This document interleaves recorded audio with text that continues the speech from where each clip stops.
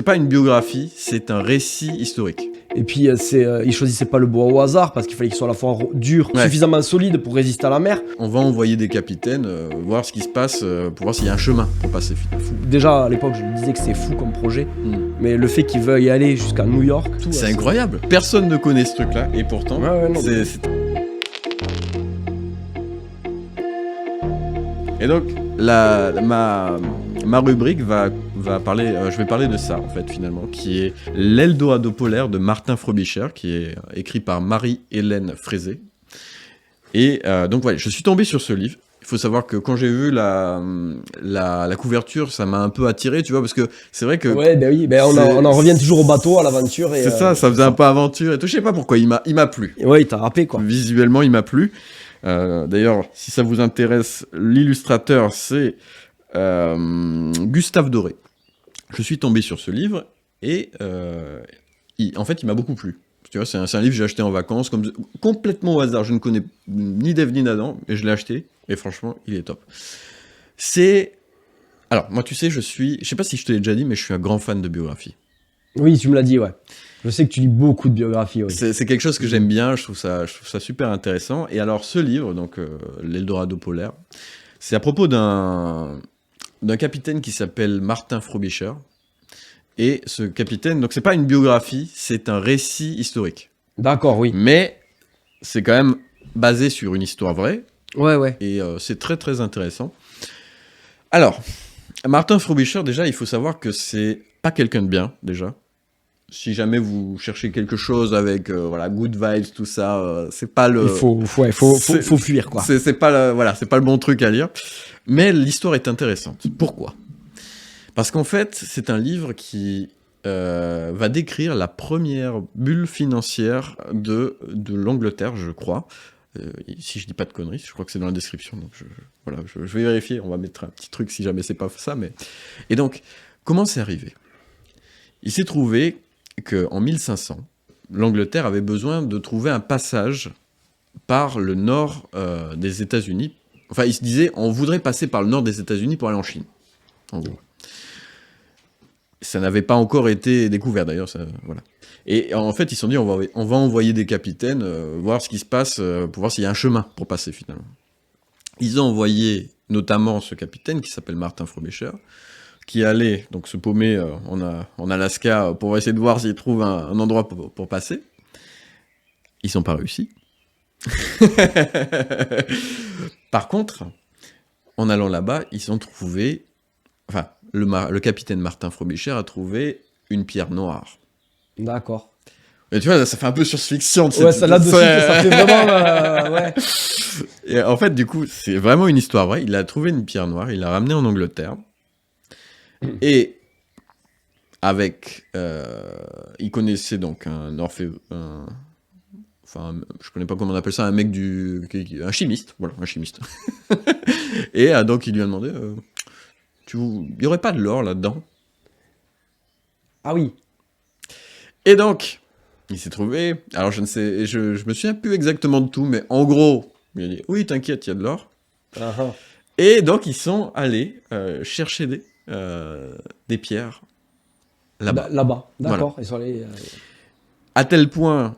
Alors, je ne vais pas spoiler le livre, mais en gros, c'était la ruée vers l'or. Ah oui, d'accord. Mais dans tout le pays. Ah oui, d'accord. C'était pas genre un mec qui est allé chercher une pierre. Ah oui, du coup, ça a fait un effet ruée d'or. Boule de neige, c'était incroyable. Et donc, c'est super intéressant, c'est super bien écrit. C'est Marie-Hélène Frézé, je crois, c'est la directrice, ou c'était, je ne sais pas, j'ai pas fait super bien mes devoirs, mais de France Culture. D'accord. Et elle est écrivaine, elle est grand reporter, elle est passionnée par tout ce qui est découverte des Amériques. D'accord. Elle a écrit d'autres livres qui me semblent super intéressants, que je n'ai pas lus, mais que je vais peut-être me laisser tenter un jour d'en acheter un, parce que c'est vraiment un sujet intéressant, les découvertes comme ça de l'exploration en Amérique, tout ça. Voilà, c'était ma petite découverte, j'espère que ça t'a plu. Ouais, non, c'est intéressant.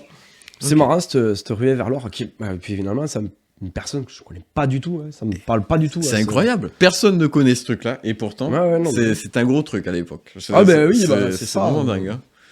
Ben c'est... Bon, si on devait connaître tous les personnages historiques par leur nom et leur prénom, Ah oui, c'est sûr que... on serait pas là, on serait question pour un champion. Et on gagnerait 500 € par semaine. Quoi. Mais, Allez, on parle là-dessus. Mais ouais. Oui, non, mais ouais. Mais ouais, donc du coup, moi j'étais très, très hypé par ce livre parce que c'est vrai que j'ai découvert une histoire que je connaissais pas du tout. C'est super bien écrit, c'est ça qui est, c'est ce qui est vraiment très agréable. C'est que franchement, je l'ai lu, mais comme du petit, enfin tu vois, t'as pas lu simplement une biographie, t'as vraiment l'impression d'avoir lu un roman biographique, quoi, presque. Ouais, c'est pas une biographie, c'est un récit historique, c'est pas, tu vois, mais, ouais, mais donc légèrement romancé quand même. Ouais, c'est ça. Mais c'est super, franchement, je vous le conseille. Bah, très bien. Et non, elle n'est pas sur Instagram. Ouais, non. T'as cherché ça. Et bien voilà, ça clôt notre découverte ou pas? Je sais pas. Moi, j'avais que Kaina à faire découvrir pour le coup. Ok, d'accord. J'ai vraiment fait des petits devoirs. Je crois que j'ai un petit truc, il me semble, qui traîne dans les placards. Ah oui. Ah oui. Alors j'ai un petit truc qui traîne dans les placards, c'est Julie qui me l'a soufflé à l'oreillette, parce que du coup, moi non plus, j'ai fait mes devoirs un peu à l'arrache avec le montage et tout, j'ai pas du tout eu le temps de faire plus. Ça déjà, c'était un petit peu du recyclage, parce que c'est un livre que j'ai acheté il y a quelques années déjà, tu vois. Ouais, non mais ouais. Mais voilà, je me suis dit, j'avais envie d'en parler, parce que je trouve ça super intéressant. Et donc... je reste dans le thème nautique. Parce que je me suis dit, allez, on fait une rubrique un peu nautique, tu sais, comme j'avais fait. Comme t'avais fait Starcraft, voilà. Tu refais la rubrique à... on met tout dedans. Et cette fois-ci, on part à Toulouse. Ah, déjà, c'est moins loin. Mais question nautique, bon, à part le canal et la Garonne... Et là, tu vas me demander, mais de quoi tu parles? Est-ce que tu connais l'association Bâtard? Non. Les Bâtards, en fait, enfin Bâtard plutôt, c'est c'est un groupe d'amis toulousains qui se sont dit... C'est pas eux qui font le bateau viking? Exactement, mais il connaît. Je connaissais pas le nom de l'assaut, mais je savais qu'il y avait un bateau viking qui devait être construit à Toulouse, et qui devait remonter justement tous les fleuves de France pour arriver jusqu'à la mer du Nord ou quelque chose comme ça. Alors ils veulent aller à New York. Ah, voilà, donc ils veulent reprendre tout le trajet qui a été fait à l'époque des Vikings. Oui, c'est ça. La première découverte des États-Unis. Donc. Et donc, ouais, effectivement. D'accord, je savais qu'ils devaient faire ça. Ouais. Et j'ai trouvé le projet super intéressant. Donc, c'est Julie qui me l'a présenté. Alors, je vais vous lire un petit peu. En fait, c'est parce que tu as dit thème nautique et du coup, j'ai fait l'association. T'as fait l'association. Moi, je connaissais pas du tout. Je les ai vus, mais aux infos. Ok, d'accord. On parle aux infos il y a quelques années. Je sais plus, mais il y a quelques années. Oui, parce qu'effectivement, ça date de. Alors. Bâtard, c'est un projet qui date de 2011. Je vous lis donc du coup leur dernier post finalement, qui résume ce qu'ils font. Bâtard, c'est un projet qui date de 2011. Une bande de potes du collège venant de la banlieue de Toulouse qui a toujours aimé bricoler et fabriquer des choses ensemble. Depuis plus de 10 ans, on construit des bateaux vikings et surtout, on navigue avec. On a déjà construit 2 et nous sommes en train de construire un 3e. En plein centre-ville de Toulouse, avec pour objectif de traverser l'Atlantique pour aller à Toulouse, à New York, voilà. Et donc en fait, ils ont un Ulule. Oui, donc voilà, si vous voulez financer cette aventure, qui est plutôt stylée, eh bien, je vous conseille d'y aller. Et donc ils ont Instagram aussi. Très bien. Voilà. Ah, c'est cool. Bah ouais. Non mais oui, quand je l'ai vu passer à la télé. Tu connaissais déjà. Ben ouais, du coup je connaissais déjà. Du coup voilà, tu vois de quoi je parle. En tout cas, je trouve ça incroyable. J'avais trouvé le projet fou à l'époque. C'est fou hein. Et encore aujourd'hui, je trouve le projet fou et c'est super. De ce que j'ai compris, en fait, c'est une bande de potes. En fait, après les études, enfin, ils étaient à la fin de leurs études et ils se sont dit, ce serait dommage, on va se perdre de vue et tout. Du coup, ils se sont dit, on va travailler sur un projet tous les ans. Comme ça. Enfin, d'abord, ils ont fait une année, ensuite, ouais. Et du coup, ils ont fait ça. Et du coup, ça les unit. C'est incroyable. Mais ce qui est, c'est construire un bateau comme ça, surtout un bateau. T'imagines. C'est tout un travail de recherche. Voilà. Je trouve que c'est assez incroyable de se dire. On va construire un bateau viking et le travail qu'il y a à faire là-dessus, c'est-à-dire qu'il y a le travail de recherche pour savoir comment on fait. Et puis c'est Enfin, c'est un bateau viking, quoi. C'est des méthodes qui ne sont même pas de chez nous. C'est ça, il faut tout apprendre. Il y a tout à apprendre. Et puis et là, t'as pas de spécialistes qui... il faut aller les chercher en Norvège.